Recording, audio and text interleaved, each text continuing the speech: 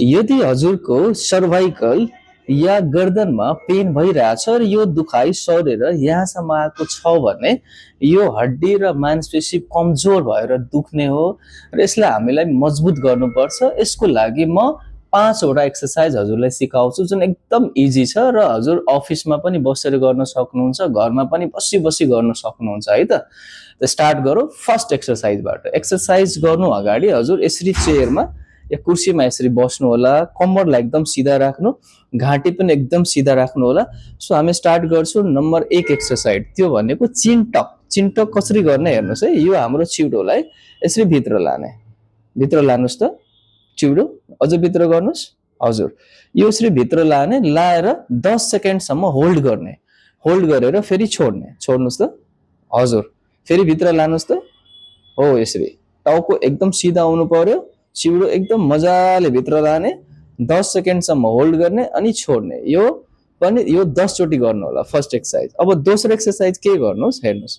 हामी आफ्नो दुईटी हात चाहिँ यहाँ अगाडि राख्ने, यसरी हात राख्नुस् त, दुईटी हात अगाडि राख्ने अनि टाउकोले हातलाई प्रेस गर्ने अनि हातले टाउको प्रेस गर्ने, गर्नुस् त। अनि यसरी 10 सेकेन्डसम्म रोकिराख्ने, 1 2 3 4 5 6 7 8 9 10 अनि छोड्ने। यो एक्सरसाइज पनि 10 पल्ट गर्नुस्। त्यस पछाडि हामी के गर्ने, यो साइड चाहिँ हामी हात राख्ने, यसरी हात राख्नुस् यहाँ अनि हातले टाउकोलाई धकेल्ने, टाउकोले हात धकेल्ने है। अनि 10 सेकेन्डसम्म होल्ड गर्ने, 1 देखि 10 गर्ने अनि छोड्ने।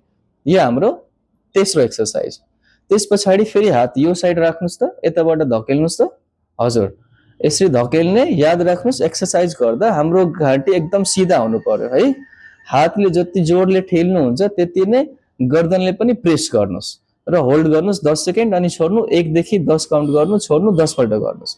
त्यस पछाडि के गर्नुस्, दुईटी हात चाहिँ पछाडि राख्नुस् यसरी अनि यहाँ पछाडि राखेर आफ्नो गर्दनले पछाडिको भागले हातलाई पछाडि धकेल्ने र हातले पनि गर्दनलाई पछाडि धकेल्ने अनि 10 गर्ने, 1 2 3 4 5 6 7 8 9 10 अनि छोड्ने। यो यसरी 10 पल्ट गर्नुस् है। त्यस पछाडि के गर्नु, दुईटै हात यसरी चिउडोको तल राख्नुस् अनि चिउडोले तल प्रेस गर्नुस् त, प्रेस गर्नुस् हजुर। चिउडोले तल धकेल्ने र हातले चाहिँ चिउडोलाई माथि धकेल्ने अनि यसरी 10 सेकेन्डसम्म होल्ड गर्ने, छोड्ने। यो पनि 10 पल्ट गर्नुस् है।